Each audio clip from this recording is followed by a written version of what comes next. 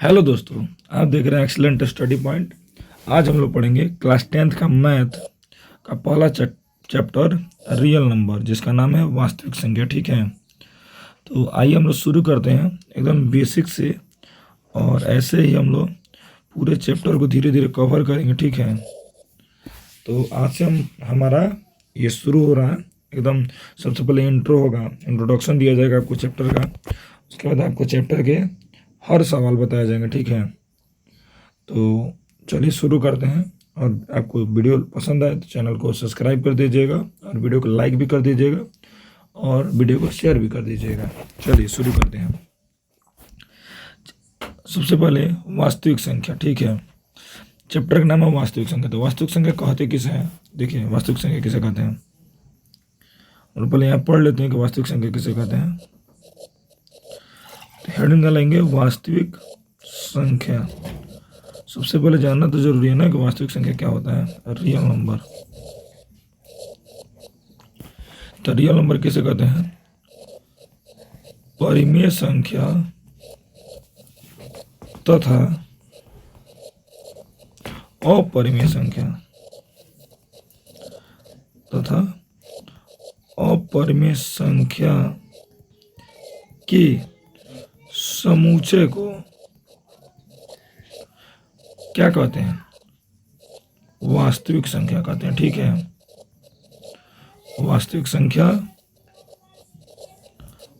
कहते हैं। अब कोई लोग इसमें से सोचेंगे अरे परिमेय संख्या किसे कहते हैं, अपरिमेय संख्या किसे कहते हैं। तो अभी हम आपको बताते हैं कि परिमेय संख्या से इसके नीचे एक्सरसाइज दिया हुआ। ठीक है, अच्छा चलिए, तो ये आप लोग स्क्रीनशॉट या उतार लीजिएगा। ठीक है, इसमें ये भी लिख लीजिएगा कि वास्तविक संख्या को कैपिटल आर से सूचित किया जाता है। इसे किसको सूचित किया जाता है? इसे कैपिटल आर से सूचित किया जाता है। ठीक है, अब इसमें हमको जानना है कि कैसे इसको परिमेय समझेंगे, कैसे अपरिमेय समझेंगे। देखिए, परिमेय किसे कहते हैं? जैसे P/Q के रूप में लिखा जा सके तथा यह मैं बता दे रहा हूँ, उसके बाद आगे देख लेंगे हम लोग। देखिए, परिमेय संख्या किसे कहते हैं, ये भी तो जानना हमको जरूरी है। परिमेय संख्या किसे कहेंगे? इसको रैशनल नंबर बोला जाता है। तो रैशनल नंबर किसे कहते हैं? जिसे P/Q के रूप में, जिसे P/Q के रूप में लिखा जा सके,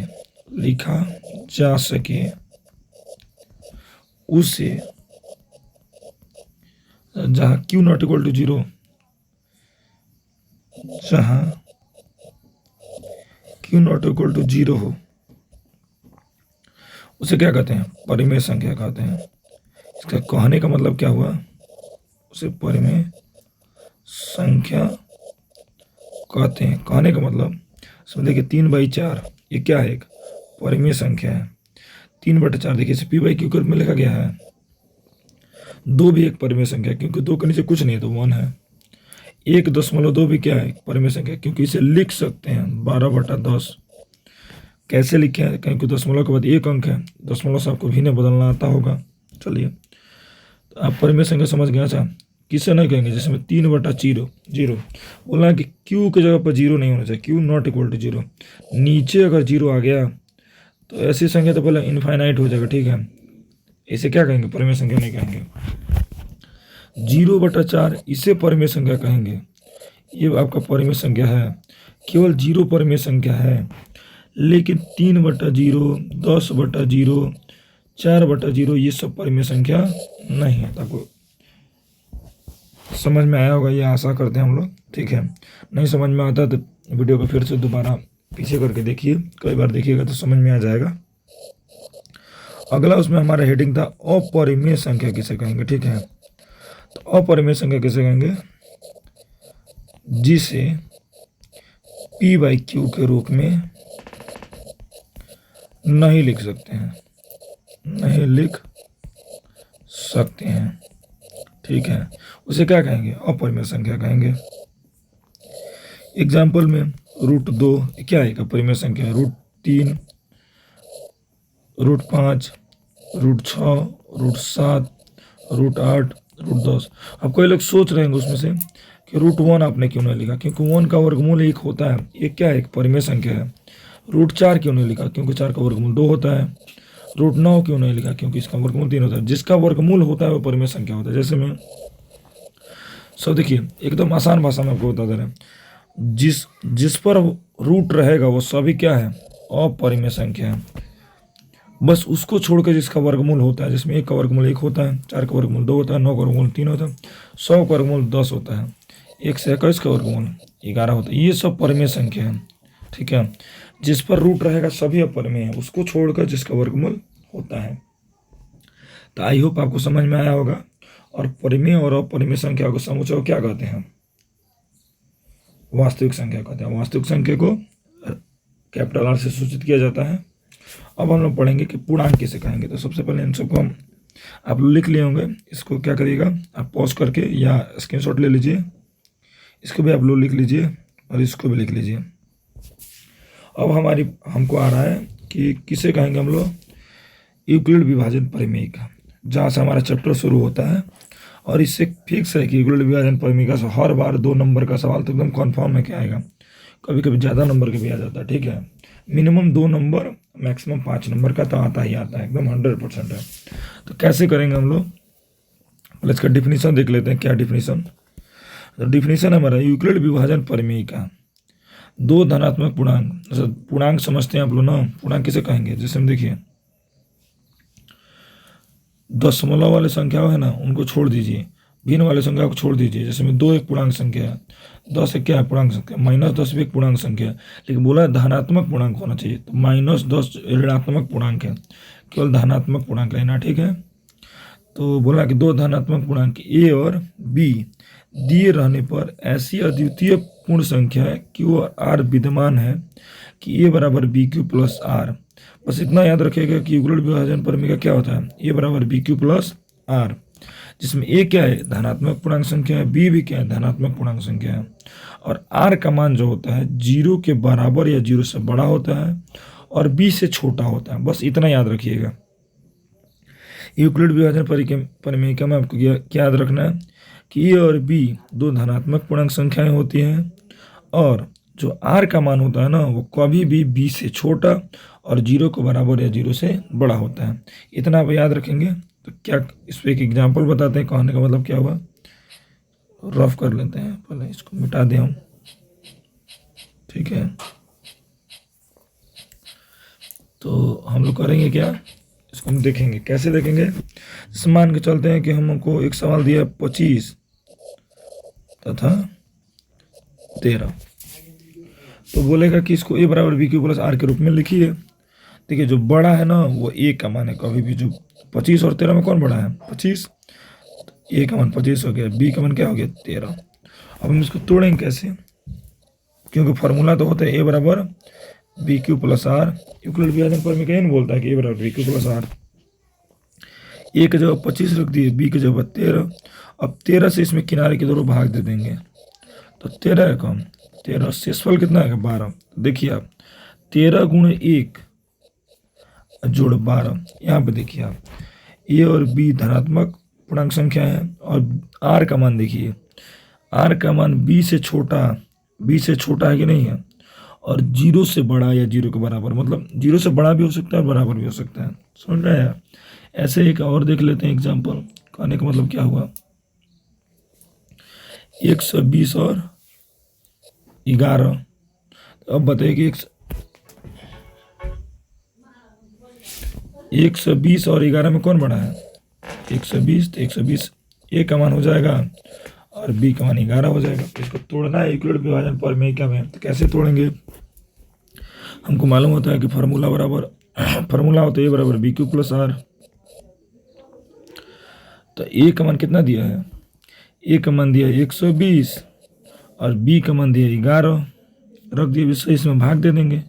120 में जब 11 से भाग दीजिएगा तो 11 है कम, 11 शेष 1 बचा और 0 उतरा, और यहाँ पर भी एक 0 उतर जाएगा, क्योंकि डायरेक्ट 0 उतर रहा है, कोई भी भाग की प्रक्रिया नहीं हो रही है, तो एक 0 उतर जाएगा, मतलब 11 गुणे 10 और शेष आपका 10 बच जा रहा है। तो देखिए आप इसमें बोला कि आर का मान कभी भी बी से क्या होगा, बी से कभी भी छोटा होगा, बी से कभी भी क्या होगा, छोटा होगा, और 0 से बड़ा होगा। तो ये रहा आपका आर का मान ये है, बी से छोटा होगा और 0 से बड़ा या 0 के बराबर होगा। जैसे में अगर यही हम, तो आप इतना आपको समझ गए होंगे। अब इसी तरह इसमें बोला है ना कि आप यूक्लिड विभाजन प्रमेयिका का, इसको भी आप उतार सकते हैं। और कैसे यूक्लिड विभाजन प्रमेयिका का प्रयोग करके हम एचसीएफ निकालते हैं इसमें सिखाएंगे, क्योंकि हर बार एग्जाम में ये पूछा जाता है। ठीक है, तो इसको आप लोग तैयार कर लीजिएगा एकदम ध्यानपूर्वक। देखिए पहला सवाल है एक्सरसाइज 1.1 का, कि निम्नलिखित संख्याओं का एचसीएफ ज्ञात करने के लिए यूक्लिड विभाजन एल्गोरिथम का प्रयोग कीजिए। बहुत ही आसान है। देखिए पहला सवाल है हमारा 135 और 225। बताइए यूक्लिड विभाजन प्रमेयिका में सबसे पहले बड़ा और छोटा डिसाइड करेंगे ना। बड़ा कौन है, 225, तो ए का मान हो गया 225, बी का मान कितना हो गया 135। इतना तो आपको समझ में आया होगा। यूक्लिड विभाजन प्रमेयिका से फॉर्मूला क्या था, ए बराबर बी क्यू प्लस आर। तो ए की जगह पर 225 रख देंगे और बी की जगह पर 135। अब 135 से आप 225 में भाग दे दीजिए।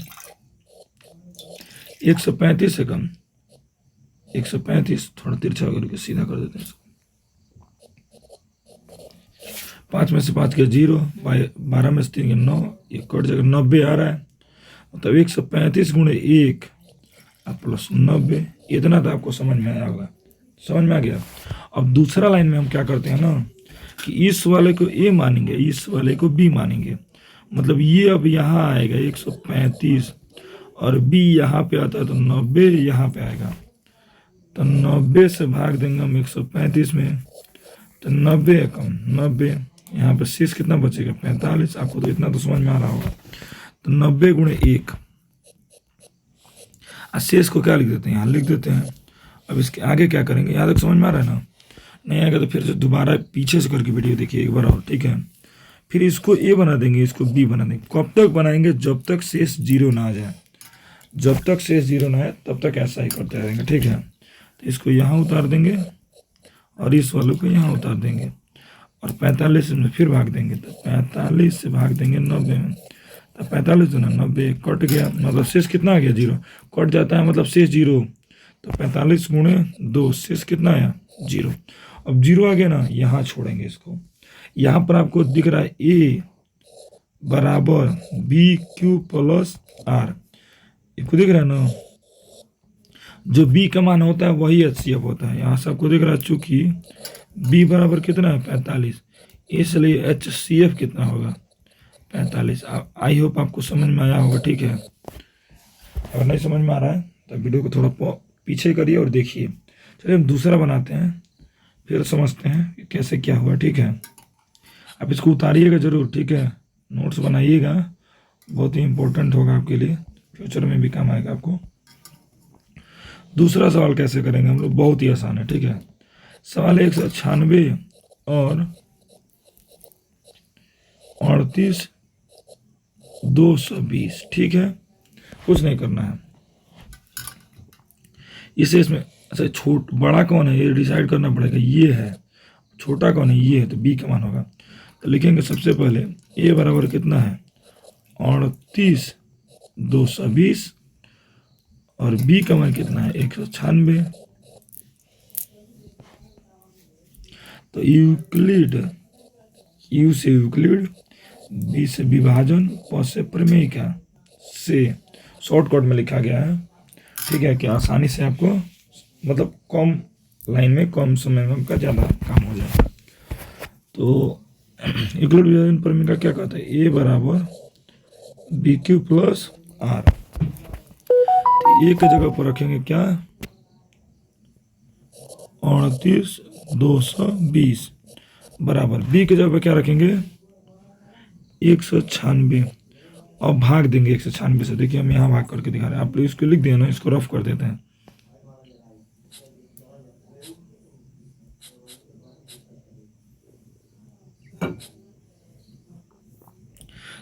रफ कर देना तब तक, ठीक है।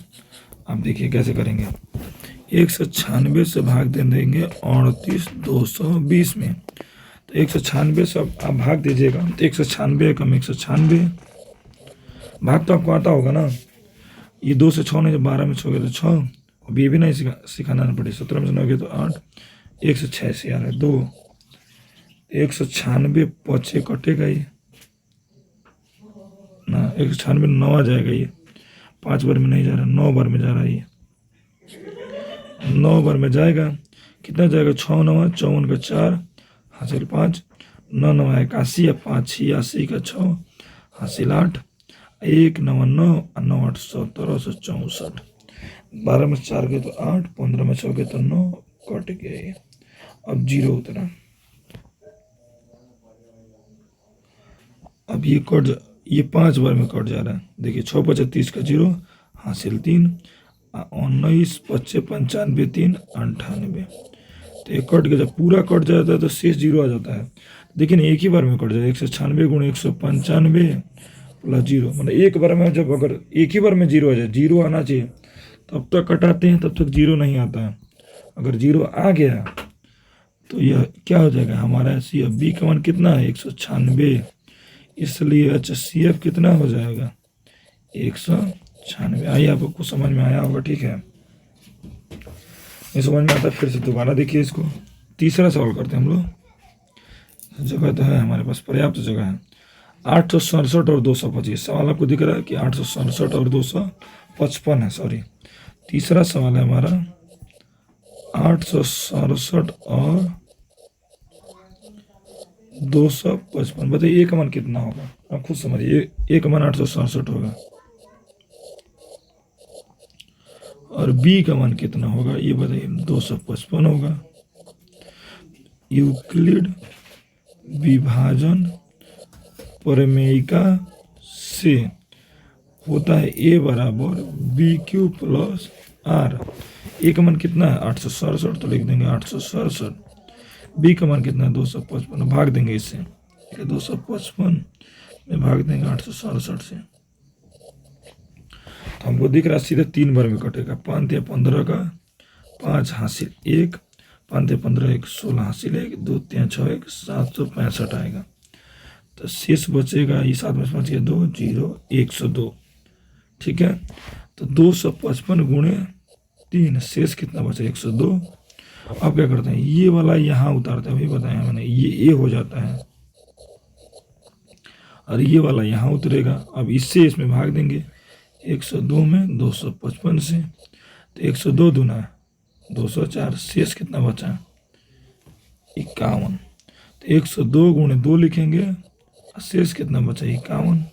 इसके आगे क्या करना, कुछ नहीं करना है, इसको फिर ए बना देना है, जैसे ये बना है, ये वाला यहाँ और ये वाला यहाँ, ऐसे ही ये वाला यहाँ और ये वाला यहाँ, इससे इसमें भाग दे देंगे 51 से। कब तक भाग देते रहेंगे, जब तक पूरा पूरा कट ना जाए, शेष 0 ना हो जाए। 51 2 ना 102, देखिए शेष 0 हो गया, खत्म कर देंगे यहाँ पे। बी का मान कितना है, क्योंकि ए देखिए ये है, बी ये सब ये वाला है, बी जहाँ R0 वहीं बी वाला CF, चूँकि बी का मान कितना है 51 है, इसलिए HCF कितना होगा 51। IF आप लोगों को समझ में आ रहा होगा, ठीक है। तो वीडियो को आप लाइक कर दीजिए और चैनल को सब्सक्राइब कर दीजिए। चलिए चलते हैं दूसरे नंबर सवाल पर। बोला है कि दर्शाइए कि कोई भी धनात्मक विषम पूर्णांक 6Q + 1 या 6Q + 3 या 6Q + 5 के रूप का होता है, जहाँ Q कोई पूर्णांक है। एकदम आसान है, ठीक है। देख कैसे बनाएंगे, कुछ खास नहीं है सवाल में। सॉल्व लिखेंगे, माना कि ए कोई धनात्मक विषम पूर्णांक है, ठीक है। मान लेते हैं कि ए कोई क्या है, धनात्मक विषम पूर्णांक है, इसलिए ए बराबर BQ + R, जहाँ अभी हमने बताया है कि आर का मान 0 से बड़ा या बराबर और बी से छोटा होता है। अरे अब देख रहे हैं कि बी के जगह क्या दिया है, 6 दिया हुआ है, सब जगह बी के जगह देखिए 6 दिया। और यहाँ पर लिखते ए बराबर बी क्यू प्लस आर, ए बराबर बी क्यू प्लस 3, ए बराबर, तो बी के जगह क्या दिख रहा है आपको, 6 दिख रहा है। मतलब अर्थात चूंकि b का मान यहाँ पे कितना दिया हुआ है, 6 दिया हुआ है। देखिए सवाल में b का मान 6 दिया हुआ है, मतलब r का मान क्या होगा आप एक बार समझिए। बोला है कि b का मान कभी भी r का मान कभी भी b से छोटा होगा और 0 के बराबर या 0 से बड़ा होगा। कहने का मतलब अर्थात जो r का मान होगा 0 हो सकता है, क्योंकि 0 के बराबर 1 हो सकता है, 2 हो सकता है, 3, 4, 5, 6 नहीं हो सकता, क्योंकि बोला है कि b का मान कभी भी r का मान कभी भी b से छोटा होगा। b इसमें 6 है, 6 के बराबर हो ही नहीं सकता, कभी भी 6 से छोटा रहेगा। अब क्या करेंगे हम लोग, अब लिखेंगे r बराबर 0 रखने पर, तो a को a लिख देते हैं। अब b का मान 6 दिया हुआ है तो इसको 6 कर देंगे क्यू, r के जगह पर 0, तो इसको जब सॉल्व करेंगे तो हो जाएगा a बराबर 6 क्यू। r बराबर 1 रख देते हैं रखने पर, जब r बराबर 1 रखते हैं तो हो जाएगा a बराबर 6 क्यू प्लस 1। इसी तरह r बराबर 2 रखने पर, सबको रख देंगे बारी बारी से, तो ये हो जाएगा a बराबर 6 क्यू प्लस 2। r के जगह पर क्या रख देंगे, 2, एक बार 0 रखे हैं, 0 है तो 1 है तो 1 रख दिए, 2 रख दिए, ऐसे 5 तक रखते जाएंगे। r बराबर 3 रखने पर, तो हम r बराबर क्या रख देते हैं, 3, तो a बराबर 6 क्यू प्लस 3 हो जाएगा। ऐसे ही r बराबर 4 रखने पर, तो a बराबर 6 क्यू प्लस 4। ऐसे ही r बराबर एक बार 5 रखने पर, तो a बराबर 6 क्यू प्लस 5। एक बार आप ये सोचिए, देखिए दिख रहा है ना आपको कैसे किया हम लोग, कि माना कि ये कोई धनात्मक विषम पूर्णांक है a बराबर बी क्यू प्लस आर, जहाँ r का मान क्या है, 0 के बराबर या 0 से बड़ा और b से छोटा है। अब b का मान इसमें 6 दिया हुआ है सवाल में ही, अर्थात r का मान 0, 1, 2, 3, 4, 5 होगा, तो ऐसे रख दिए। इसको क्या करेंगे ना हम लोग, अब देखिए इसमें बोला है कि विषम के रूप में लाना है, किसके रूप में लाना है, विषम के रूप में। देखिए विषम का रूप होता है ना कि ये सम का रूप है, ये सम का रूप है, ये वाला और ये वाला, जो बाकी बच गए ये और ये सम का रूप है। तो हम लिखेंगे क्या, लिखेंगे इसको थोड़ा बड़ा कर देते हैं,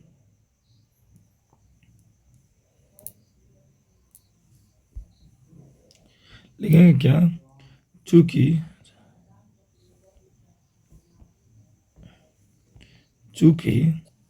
इसके नीचे आप लिखिएगा, हम ऐसे समझा रहे हैं आपको, चूंकि 6q प्लस 2 तथा 6q प्लस 4 धनात्मक सम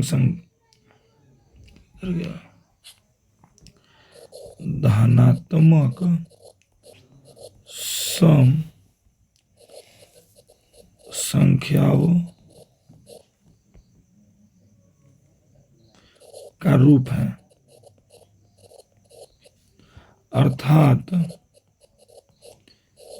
6q प्लस 1, 6q प्लस 3 तथा 6q प्लस 5 एक किधर गया, एक नहीं रहेगा, इसमें काट देते हैं, अर्थात 6q प्लस 1, 6q प्लस 3 तथा 6q प्लस 5 विषम धनात्मक पूर्णांक है। ठीक है, तो ये बन गया हमारा, दिखा दिया हम लोग। इसको 1-2 बार देखिएगा, समझ में आपको आ जाएगा। ठीक है, 3 नंबर सवाल है हमारा, कि किसी परेड में 616 सदस्यों वाले एक सेना की टुकड़ी 32 सदस्यों वाले एक आर्मी के बैंड के पीछे मार्च करना है। दोनों समूहों को समान संख्या वाले स्तंभों में मार्च करना है। उन स्तंभों की अधिकतम संख्या क्या होगी जिन्हें मार्च कर, एकदम आसान है। देखिए सॉल्व, जब अधिकतम संख्या बोलते हैं, अगर न्यूनतम संख्या बोलेगा तो एलसीएम निकालेंगे, अधिकतम संख्या बोलेगा तो एचसीएफ निकालेंगे, बिना दिमाग लगे, ठीक है।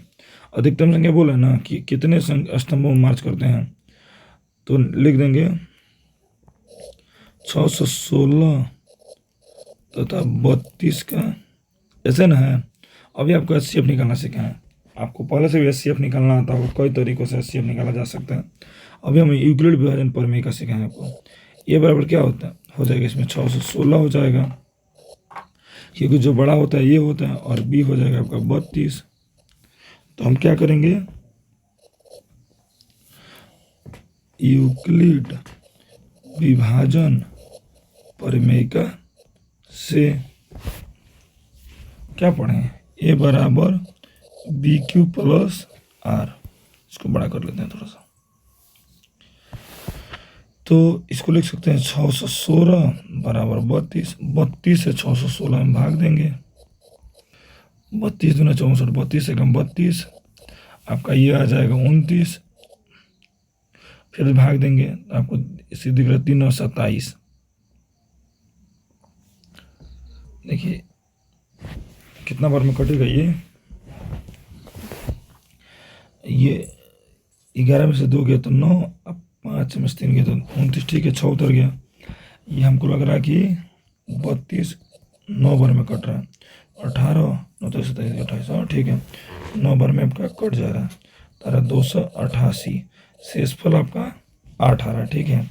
तो 32 गुणे 19 प्लस 8 शेष। अब आपको मालूम है ये वाला यहाँ लिखते हैं और ये वाला यहाँ लिखते हैं, 8 से 32 में भाग देंगे तो 4 बार में कट जाएगा और ये शेष आएगा 0। जब 0 आ जाता है तो ये वाला हमारा क्या हो जाता है, चूंकि b कितना है 8, इसलिए एचसीएफ कितना हो जाएगा 8। मतलब इसका आंसर हो जाएगा कि अधिकतम स्तंभों की संख्या क्या होगी, अधिकतम स्तंभों की संख्या बराबर 8 हो जाएगा, ठीक है। तो इसको आप नोट कर लीजिए। तो आज के लिए बस हम इतना ही रहने देते हैं। आप वीडियो को लाइक कर दीजिए एंड सब्सक्राइब भी कर दीजिए, और शेयर तो करना बनता है। चलिए धन्यवाद, मिलते हैं हम अगले